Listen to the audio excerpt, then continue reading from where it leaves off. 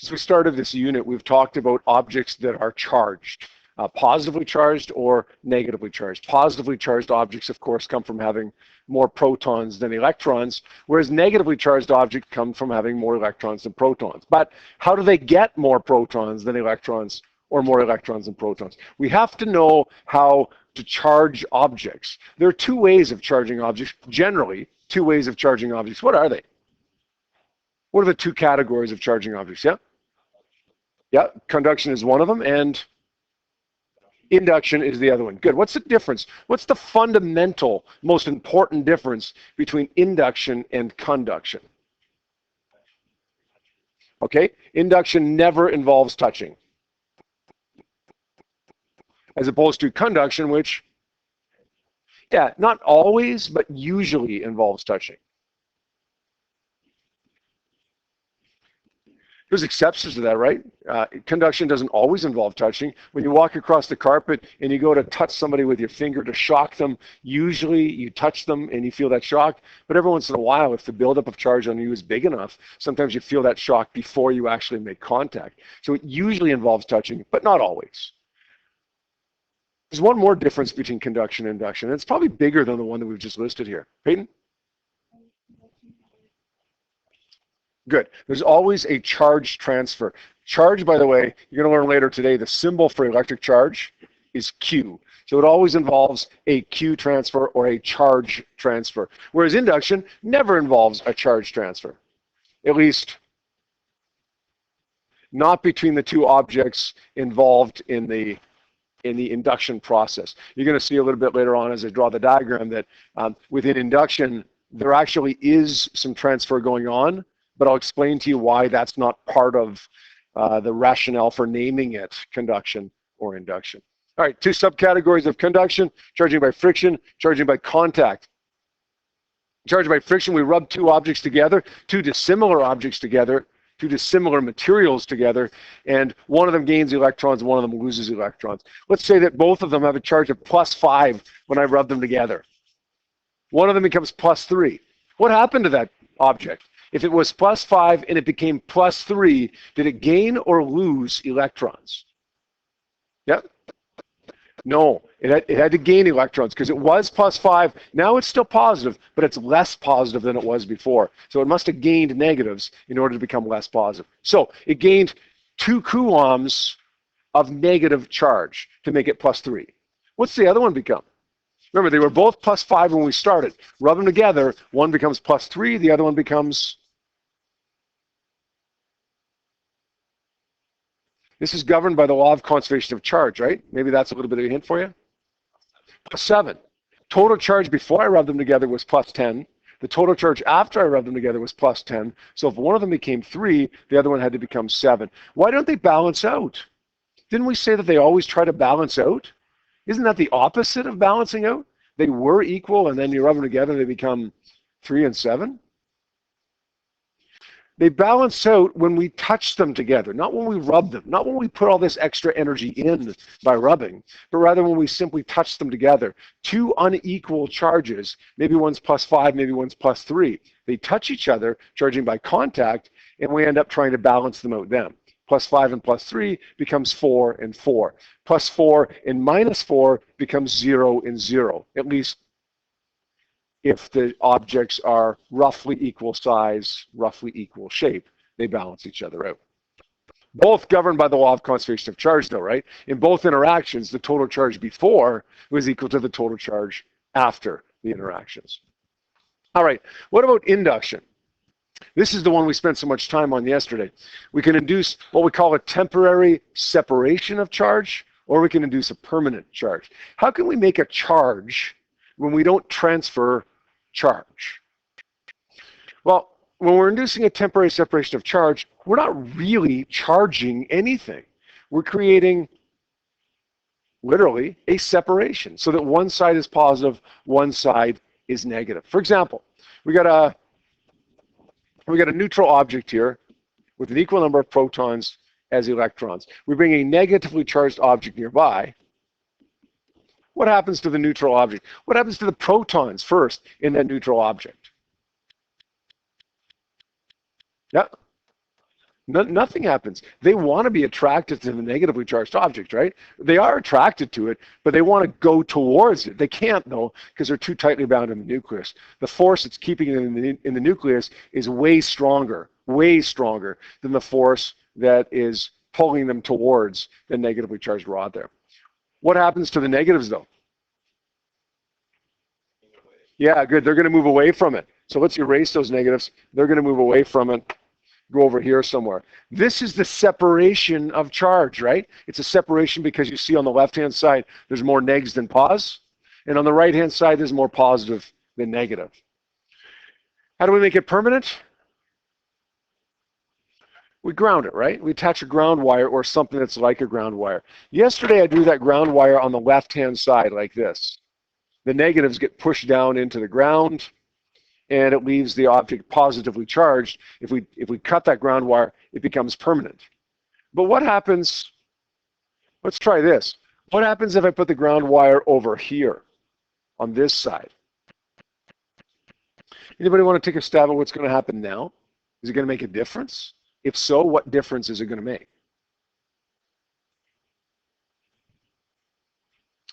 This is geometrically kind of challenging, right? Because you think that these negatives are pushed to the left-hand side, but do electrons come up from the ground? Because now this is positive, or what's going on? Here's the rule.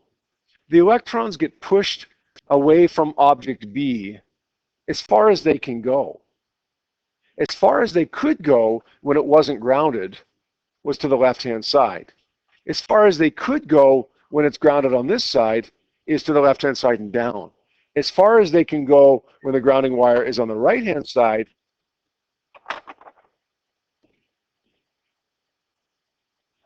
it's still down the grounding wire. So it doesn't change a thing. When we used the static ball here last week, the Van de Graaff generator last week, and I forget who it was standing up here, a couple of people standing up here trying to get their hair to stand up on end. I told you, make sure you're standing on that wooden stool so you're insulated from the ground. We don't want to be grounded. If you are grounded, it doesn't matter where you touch the dome of that Van de Graaff generator, you're going to get shocked, right? Left side, right side, front, back, top, bottom, you're going to get shocked. If you ground something, it doesn't matter where you ground it, you get the exact same effect. So left-hand side, like we showed you yesterday, right-hand side, like I'm showing you today, the net effect is exactly the same. All right, let's draw the other situation here now where we have a neutral object again. This time we're bringing a positively charged object nearby. Of course, protons stay where they are. The electrons get pulled over to the right-hand side.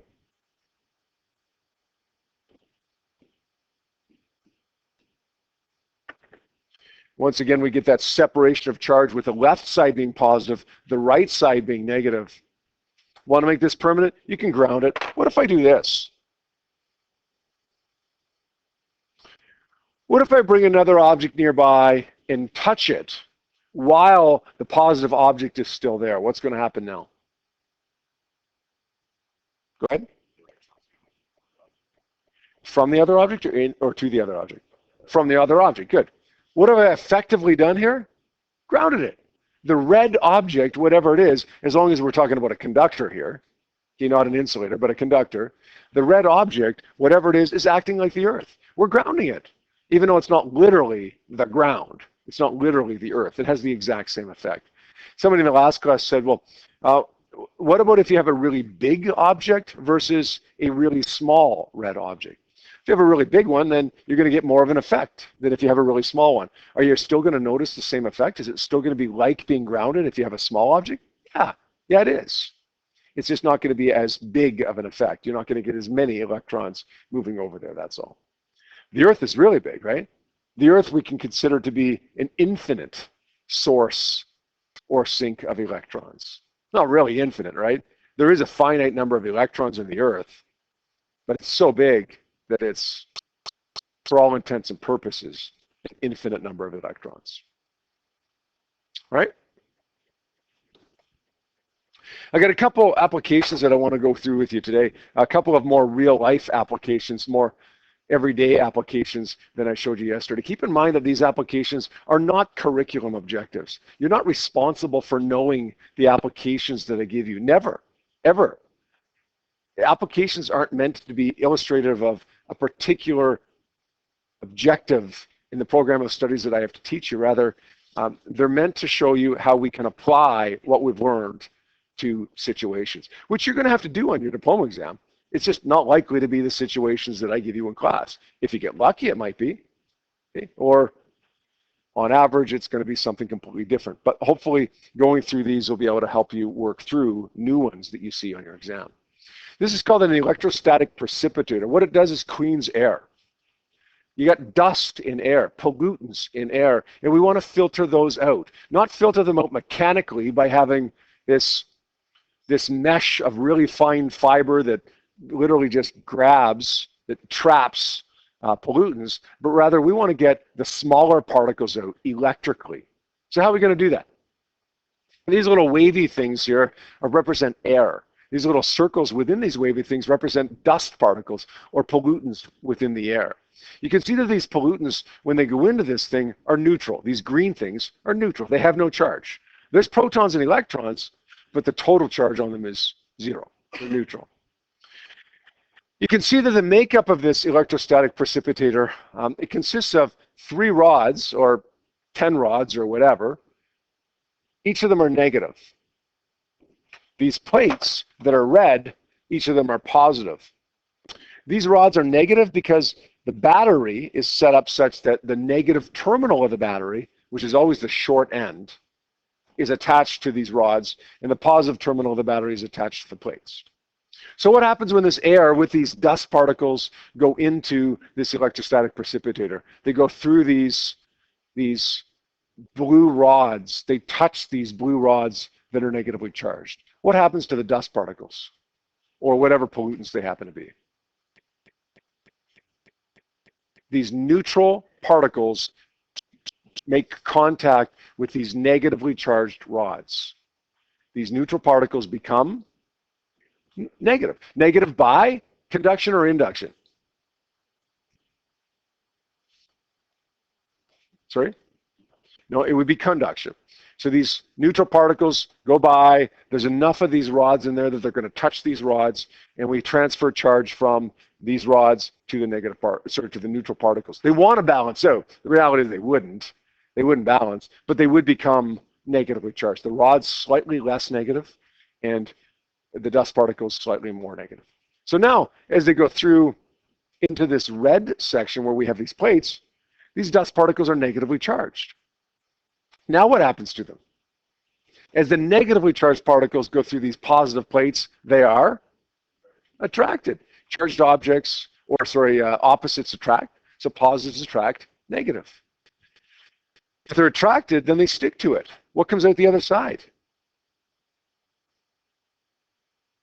The air comes out the other side. That wavy air that we had going into it, except it's the air minus these particles that we gave a charge to so that they would be effectively attracted to the positive plates and stick there. So every once in a while we got to clean these plates, but the air coming out the other side is clean. Make sense? This is a really good method of cleaning air because it doesn't depend upon mechanical filters.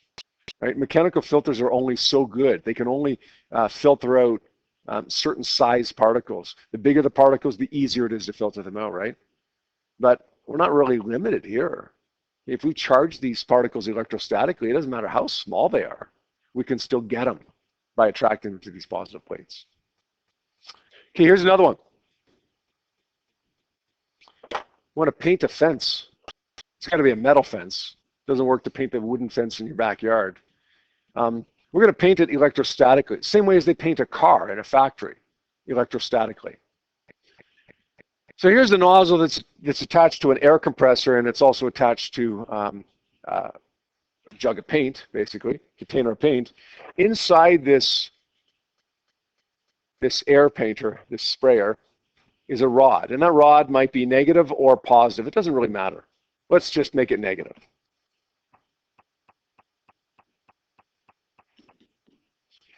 This fence over here is grounded. It's a metal fence, and it's grounded. We don't have to attach a special wire to it usually, because if it's a fence, it's already in the ground. It's literally already grounding itself. When we pull the trigger on this nozzle here, and the paint particles start coming out here, what happens to these neutral paint particles as they rush past this negatively charged rod inside this paint gun? What happens to these neutral particles as they brush up against this negative rod? They become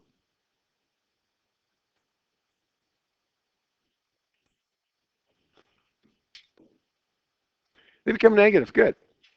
They become negative by induction or conduction? Not conduction. Yeah, they're touching. They become negative by conduction. So now you got all these paint particles coming out here that were neutral. Now they're negatively charged. The paint doesn't look any different, but it's charged. These paint particles are attracted to this metal fence that's grounded. So the paint particles grab onto this metal fence, and the excess charge goes down through the ground wire into, well, down through the fence into the ground that it's attached to.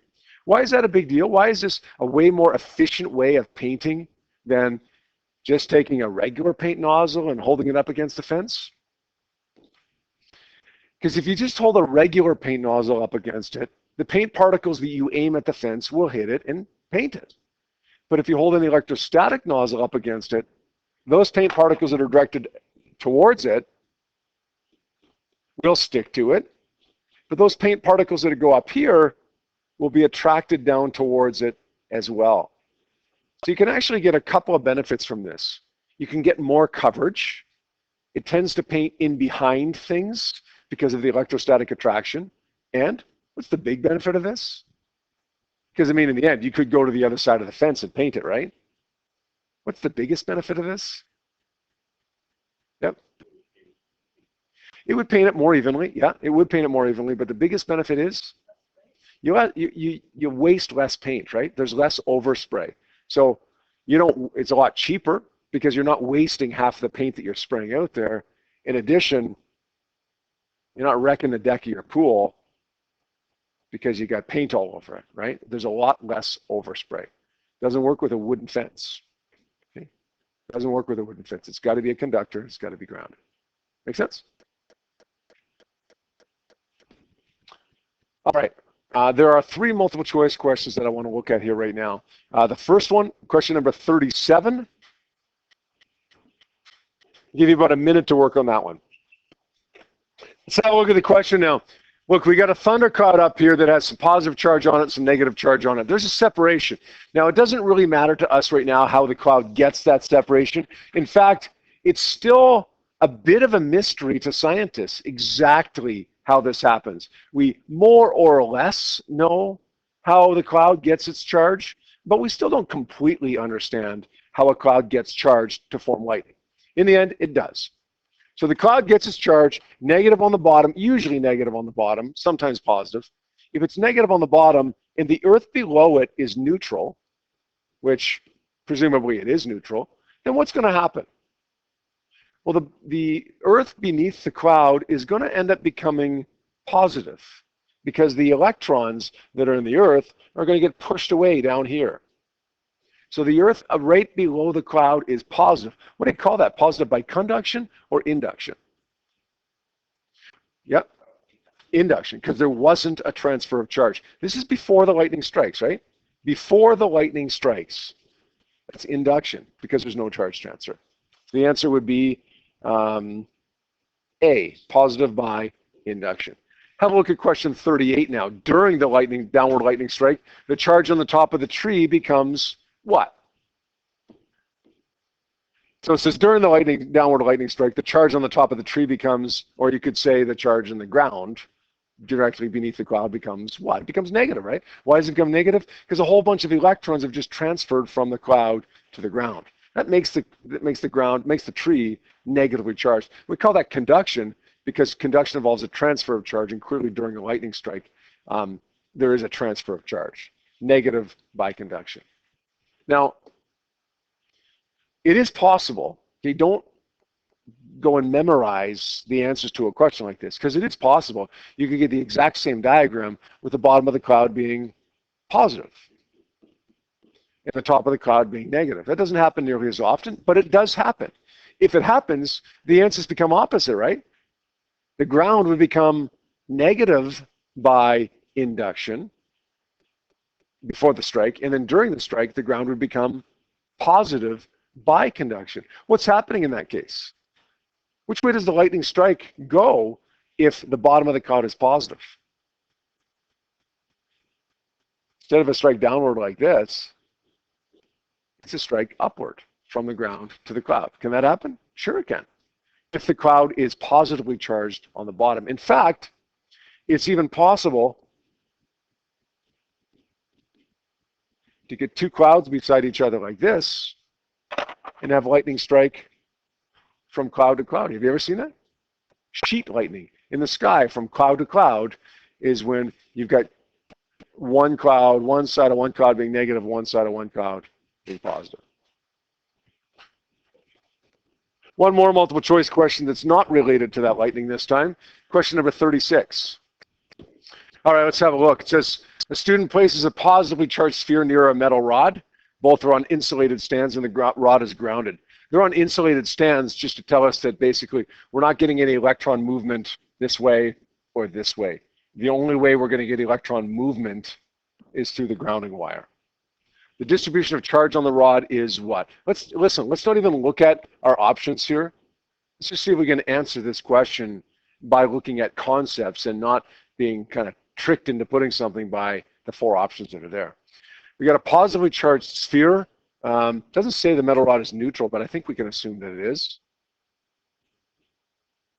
If I bring a positively charged sphere nearby this neutral rod, then nothing's going to happen to the protons, but the electrons will be attracted toward the neutral rod, sorry, to toward the positively charged sphere. So it becomes something like this. But now we end up getting a bunch of electrons moving up this way.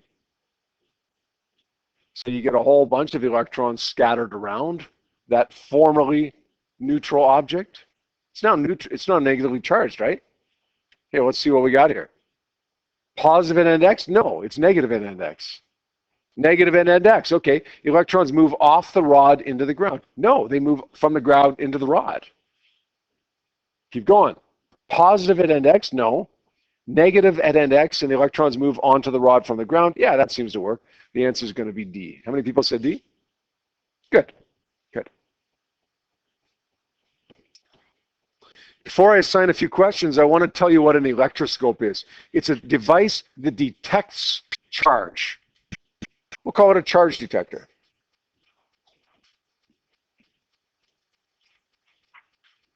We have devices now that will not only detect charge, but tell us what kind of charge we have, how much charge we have. But this is a primitive device that's used to simply detect charge. Doesn't tell us how much we have, doesn't tell us what kind we have. It boils down to a couple simple parts. There's always a metal rod, and there's always a metal ball at the top of that rod. There can be a couple little pith balls hanging from it, or there can be a couple little thin metal strips, thin foil strips hanging from it. The diagrams that you see up here, they use thin foil strips. In the actual electroscope that I just showed you, we use these tiny little, incredibly light pith balls. They work exactly the same way. Here's the idea. Here's another picture of the electroscope. We're going to say that this electroscope is neutral, equal number of positives and negatives.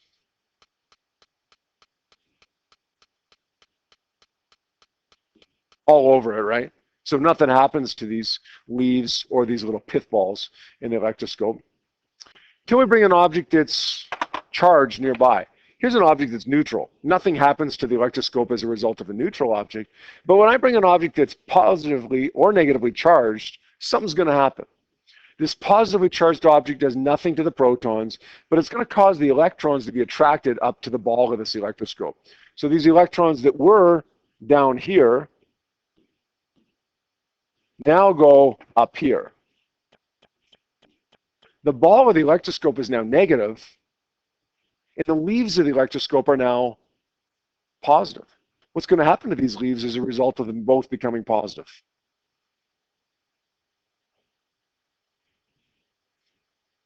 They'll repel. They'll spread apart. We've just detected the presence of charge. Let's see what happens, though, if I bring a negatively charged object nearby. Nothing happens to the protons. What happens to the electrons?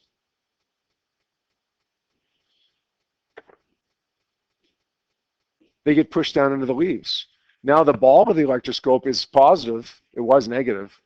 And the leaves of the electroscope are now negative. They were positive. What happens to the negatively charged leaves? They repel in both cases. So do we know whether it's a negatively charged object or a positively charged object that comes nearby? No. But we know that there's charge that's come nearby. If the leaves repel, there must have been charge in that object. Positive, negative, we got to figure that out some other way. What's going to happen if I ground that right now? What's going to happen if I ground it right now? The electrons want to go as far away from this negatively charged rod as they can. As far away as they could go was down into the leaves. Where is it now? Into the ground. So these electrons that went down here are now going to say, I don't want to be down here. That's better. That's a better option. That's even further away, down into the ground. These leaves become positively charged now, but they'll still spread apart because they're positively charged. What happens to these leaves that are now positively charged if I cut the ground wire and then take this thing away? Yep. They'll stay there until there's some way, some source of electrons to re-enter the electroscope and neutralize those leaves. All right? I'm not expecting you to memorize anything that's happening here. I want you to be able to work through everything that's happening here so that when you see a question that's just a little bit different than anything I've talked about, you're able to manage that. All right, I got 4 questions for you to work on. I'm going to give you a few minutes to work on those questions now. Page 523, questions 7 to 10. We'll give you about 5 to 10 minutes to work on those questions right now, and then we'll move on to our next thing.